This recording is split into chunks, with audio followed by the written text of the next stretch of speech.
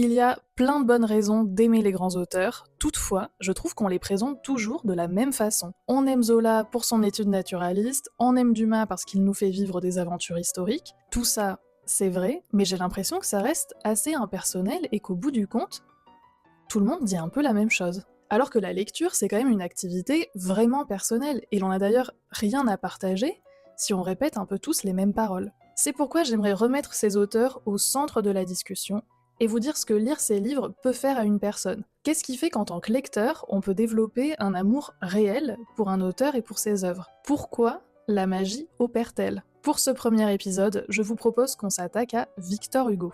La question n'est donc pas pourquoi il est connu, pourquoi il est génial, mais pourquoi je l'aime. Pourquoi est-ce que je suis toujours impressionnée par ses écrits, et pourquoi je pense que vous devriez le lire.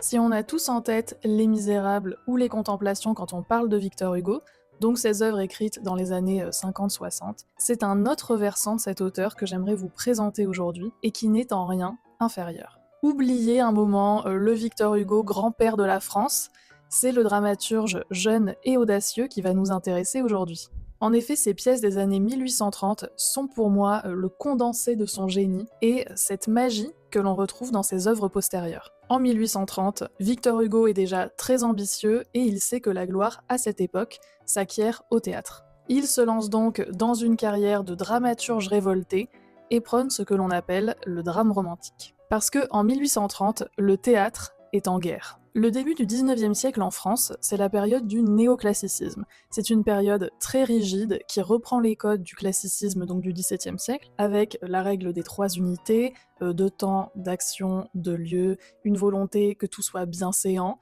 donc il y a un côté un peu puritain, la censure est là. Et tout ça est repris de façon beaucoup plus cliché, on n'a pas cette espèce d'éclat qu'avait le théâtre au XVIIe siècle. Chez les jeunes dramaturges, il y a donc la volonté de faire exploser ce carcan et de proposer un théâtre qui soit beaucoup plus libre et plus proche de la réalité, sur le modèle par exemple de Shakespeare ou Corneille. Ce qui donne à voir des sentiments variés, on peut passer dans la même pièce d'un comique trivial au sublime d'une passion dévorante et vaine. On se retrouve donc avec des personnages parfois complètement opposés, je pense évidemment à Fabiano Fabiani et Don Ruy Gomez qui feront à jamais partie de ma vie de lectrice. Le premier, parce qu'il a un culot monstre, comme on en a longuement parlé dans la vidéo sur les pires ordures de la littérature, et le second, parce que la violence de ses sentiments me déchire le cœur.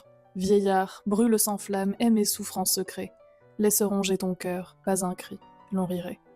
Est-ce que c'est pas le meilleur barbon passionné de l'histoire de la littérature? Bon, je m'égare un peu, mais tout ça pour vous dire que ces personnages et le contraste entre les registres, donc entre trivialité et sublime, sert aussi un propos politique. Les années 1830, c'est aussi une période de censure par le pouvoir. Il faut rappeler qu'à cette époque, donc, la censure est importante, et notamment dans tout ce qui touche à l'image du pouvoir, à l'image du roi. Et dans ses pièces, Victor Hugo propose une critique du pouvoir politique de son temps, ce qui n'est pas toujours très apprécié, vous vous en doutez. Dans ses pièces, il montre des puissants qui ne se comportent pas comme tels, ou en tout cas qui sont présentés de manière un peu dégradante, mais qui en soi ne sont pas forcément très éloignés de la réalité. Et tout ça s'inscrit dans cette volonté d'un théâtre nouveau qui va s'allier à son sens de la formule, et cela va donner des pièces géniales telles que Marie Tudor, Hernani, Marion Delorme, Le Roi s'amuse, qui font partie de mes pièces préférées, donc cette vidéo n'est pas du tout biaisée.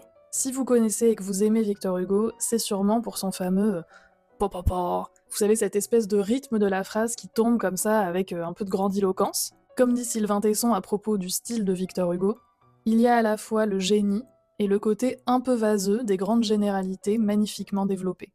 Victor Hugo sait faire de la formule énorme, excessive, mais qui claque et qui fonctionne. Il y a un côté à la fois un peu caricatural et en même temps, on est toujours pris. Si c'est quelque chose que vous aimez, je vous invite à aller voir la vidéo où je vous conseille 10 classiques très courts.